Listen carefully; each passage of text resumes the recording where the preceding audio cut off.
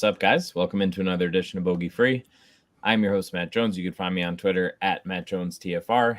Oh, and we are being brought to you by FTN Bets and Game Plus Network, of course. I'm a little rusty because we had this this grueling offseason that we've had to deal with. So apologies in advance for all of the screw ups that are sure to come over the next 23 and a half minutes. Joining me tonight, we do have the whole squad here. Joining me tonight is Alex Blickle. You can find him on Twitter at AlexBlickle1. I know you've been busy this offseason doing a bunch of stuff for FTN. How's your football season off to a good start? Yeah, it was a good start. A decent main slate. I had the strangest lineup in that it was a bad lineup overall, but I had Jamar Chase, Michael Pittman, and Justin Jefferson. So a lot of sins were covered by those three, and then had a really nice Sunday Night Football showdown. So good start, and hopefully plenty more to come. There we go. And also joining us tonight is Axis. You can find him on Twitter at Axis_DFS. How about you, man? You're not I don't know if you casually do some NFL stuff, but you're not a content guy, so I don't know your thoughts. I don't know. I am your process here. I'm in the NFL streets. I use whatever you smart people tell me to do, grind out some cash games and whatnot. But golf doesn't sleep, so just been grinding the European tour as we go as well. So never really an off season till like 2 weeks of December. Yeah, you're a different breed, Axis, to take a sport and just play it for fun, not grind it out, and yet still choose cash games. I don't know how you do it. It's honestly, I think I love football. I love college football. So for the NFL and growing up in Michigan and being coerced into being a Lions fan, at least having just like some cash games out there is something to root for outside of just being disappointed on Sundays. So I think, I dabble in some GPP stuff, but I'm also not trying to blow any money I make in golf necessarily. So it's actually one of the few DFS sports where I don't do a ton of my own research at all as far as stats and numbers. It's truly like the only sport where I'll kind of throw together what I'll call just some Deegan lineups on like a Sunday morning. I'm that guy. If you want to, I'm not bad at cash. You can try to scoop me there, but some smart people at FTN that help me get along and bring in some money. So you can probably select, 2 or 3 articles at random on FTN Daily, head to the optimizer and probably do pretty well without paying a ton of attention. Truth be told, you could probably do the same for just about any sport that you could think of. So that's always a good thing, especially with the sports that have the optimizers. That's a big plus because you can, you don't have to do as much of the heavy lifting. You can just throw in some guys here and there and see what comes out. It's very nice, right? When you're too busy to do anything else. That's pretty much how I feel. Yeah, and hey, that's fine too. That's fun. You never know. You might just find yourself with the right combination one week, and head towards the tippy top there. But we do have some real PGA, quote unquote, real PGA to talk about. This is always an interesting time of year. We're going to probably spend most of our time talking about this transition from, the fields that we've grown accustomed to this influx of new guys from, I don't know why my brain just almost said web.com, from the Korn Ferry Tour. Luckily we're at a familiar course. The name itself has changed as far as the tournament goes. The Fortinet Championship. I joked earlier this week that every time I see that, I think Fortnite because I'm surrounded by elementary school kids every day at work. So that's pretty much where my brain goes every time I see this. But it is Silverado out in Napa. It's a par 72, a little bit over 7,100 yards. No fun facts on the GCSAA website this week, which they're slacking during football season too. I know they're like, I just spoke about how that was like my favorite part of looking up all this information, and then they took it away from me. So quite the rug pull that I'm dealing with here, but I'll make it through somehow anyway. We typically do like to talk a little bit about course fit.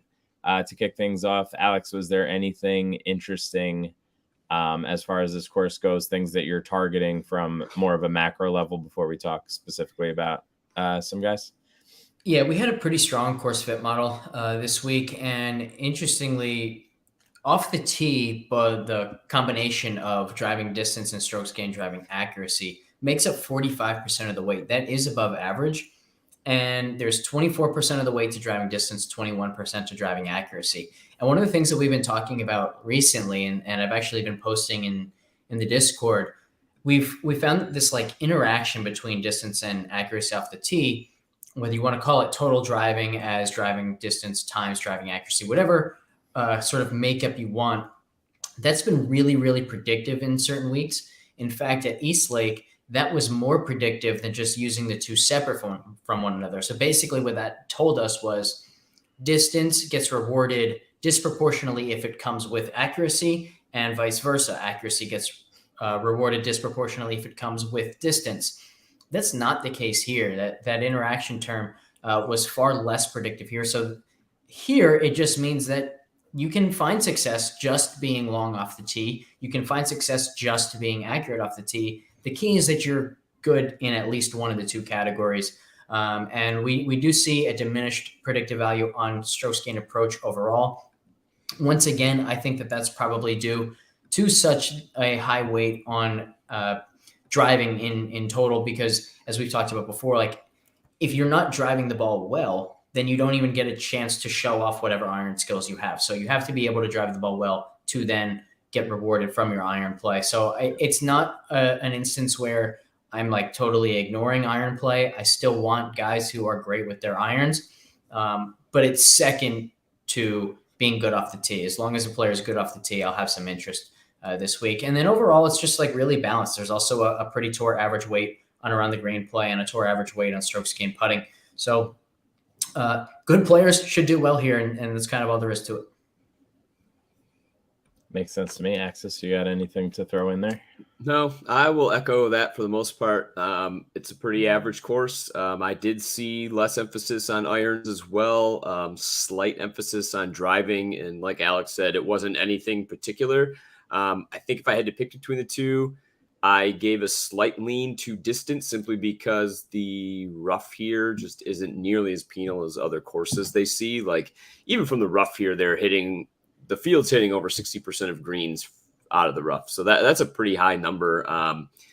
The fairway green regulations were roughly the same. So I just wanted to look at a driver, and yes, I wanted them to be better than average in whether it was beating the field in distance and or accuracy. And that's where I gave the slight bumps in the model. And I did put a slight premium on around the green. Again, not much. That's still the least strokes gained category normally every week. I did see that it had come into play a few times. I was doing some reading, and it does seem that to help defense of the course, they may tuck some pins more than other places. So I guess that would make sense. If you look at the scoring too, the average scoring is normally around 16, 17 under. So it can push higher, but that's typically where you're going to find it. So that's kind of where I'm at this week. Nothing crazy.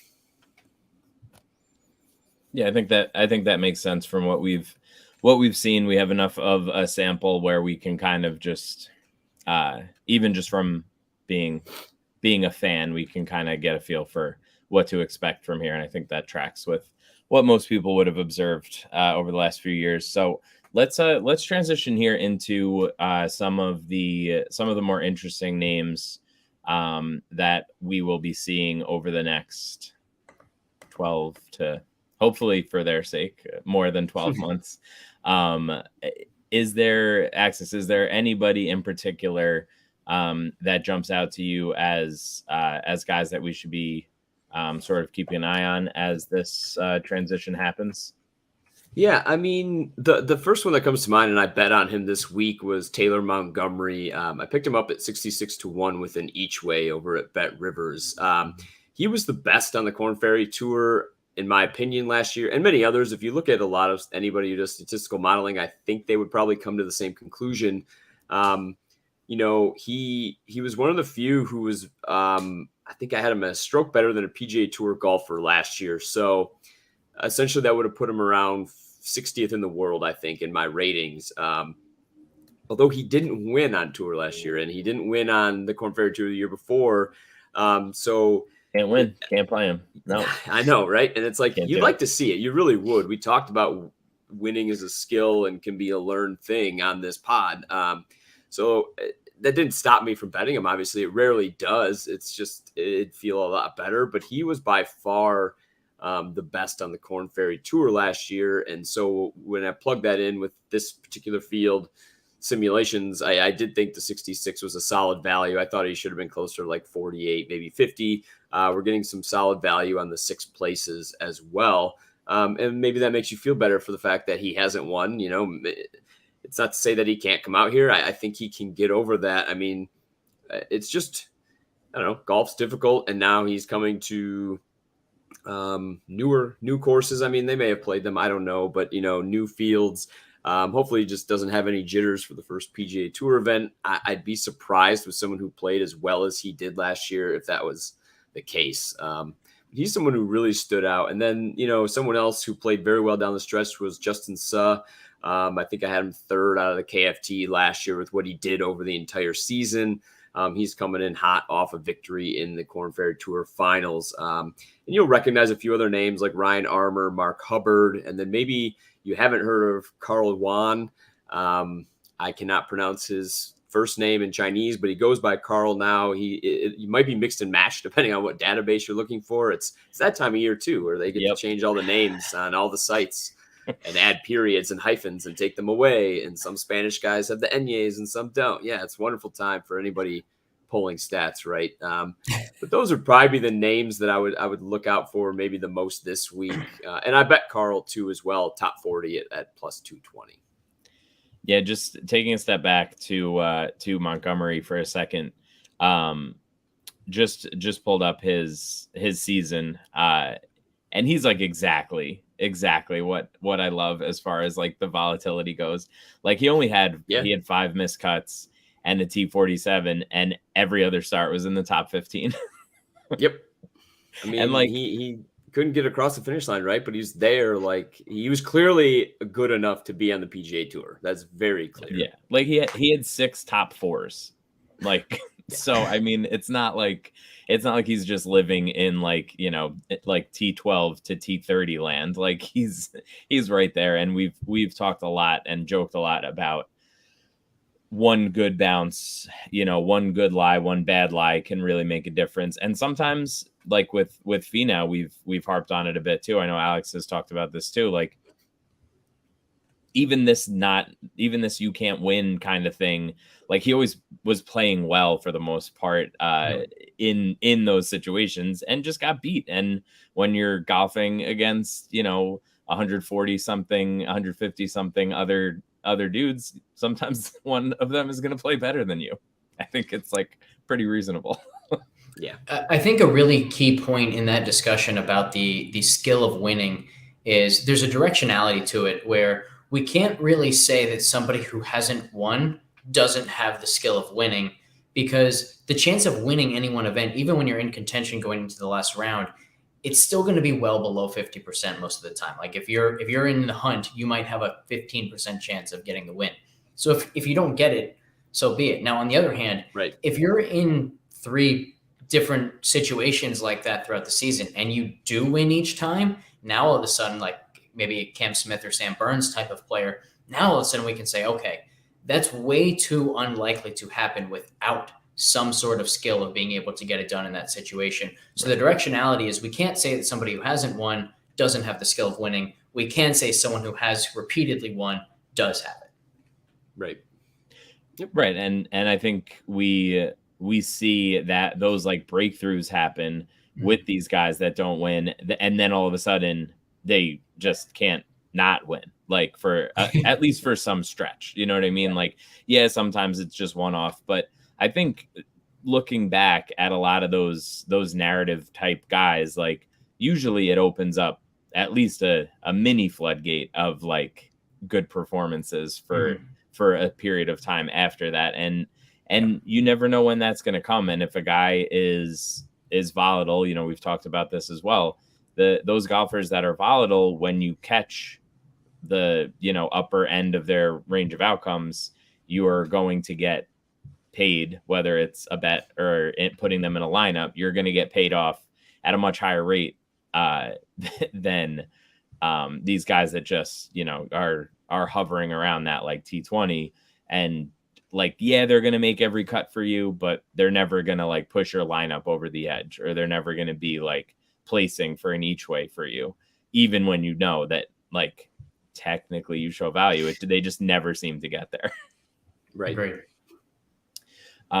So yeah, I mean, outside of that, as far as the Korn Ferry Tour goes in general with this transition, what are is there anything in particular that you're looking for, as far as, targeting these guys in DFS? Like, are we noticing that these guys go under owned? Do you think they traditionally go over owned?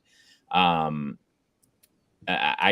think that there has to be some way to exploit this in DFS. And the question is, is it by fading these guys because they're hot new names, or is it because, these guys aren't known that they go under owned? Do you guys, either of you, have any sort of feel on that? I guess real quick on that, I haven't looked into previous years. I imagine most of them would go under owned because most people don't follow Korn Ferry Tour at all. I hardly do. I pull it every year when this time comes because I can't have 25 blank spaces in the field for data.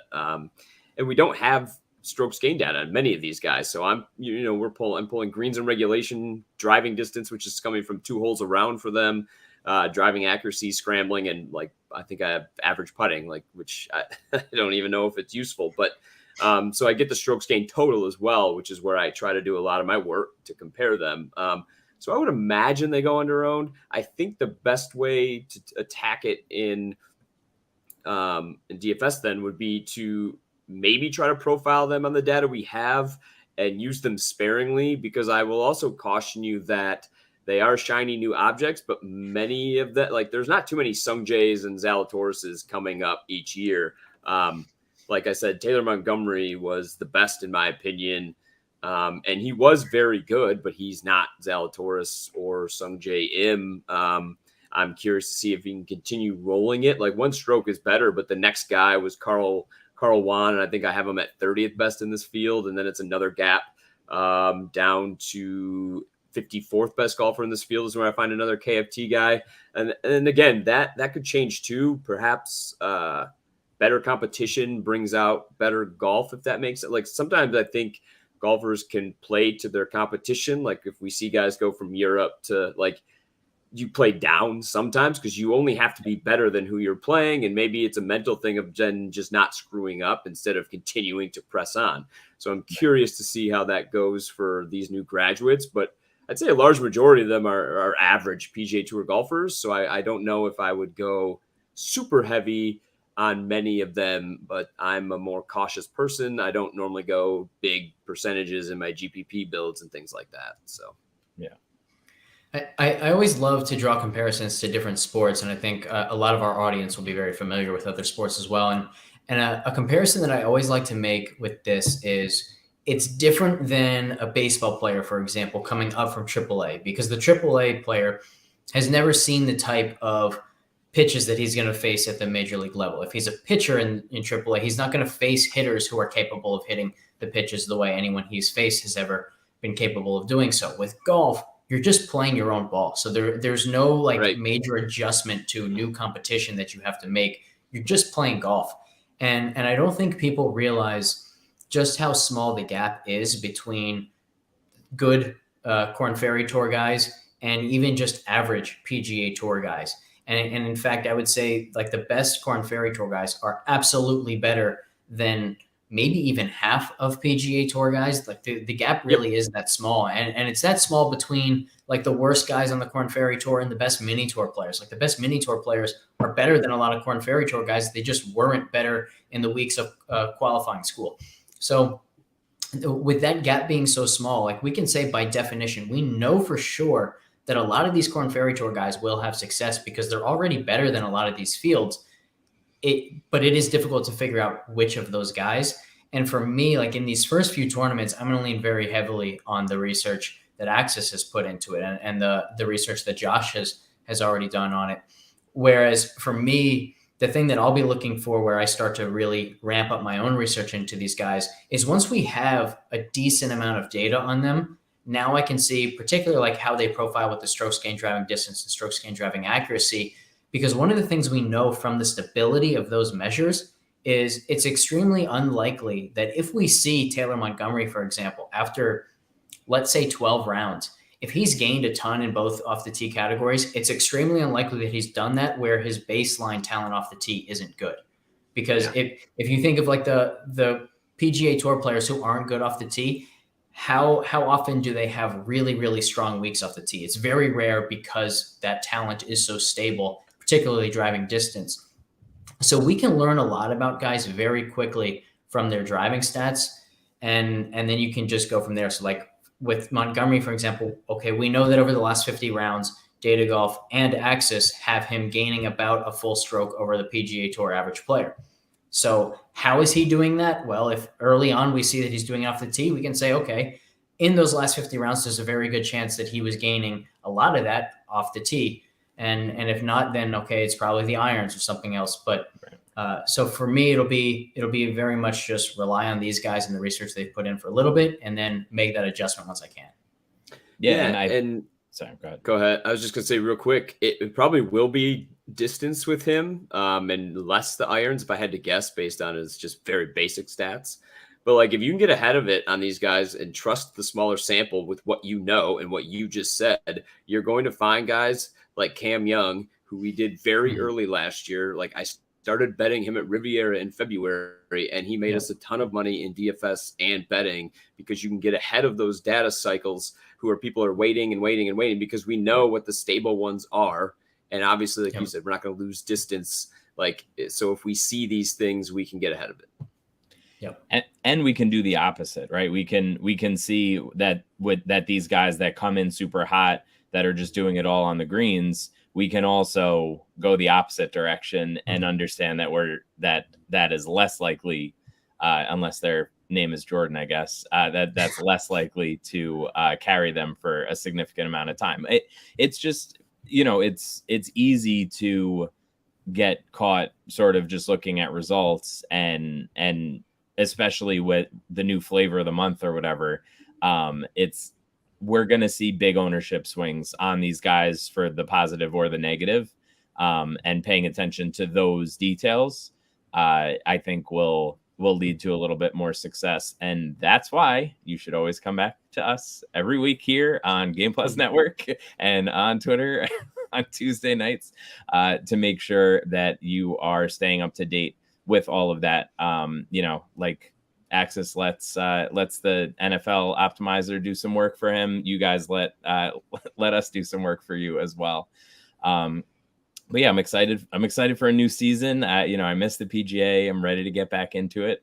So hopefully we'll start it off with a bang and find a winner this week.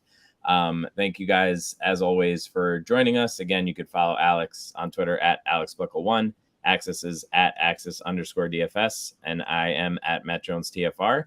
Good luck this week, and we will talk soon. See ya.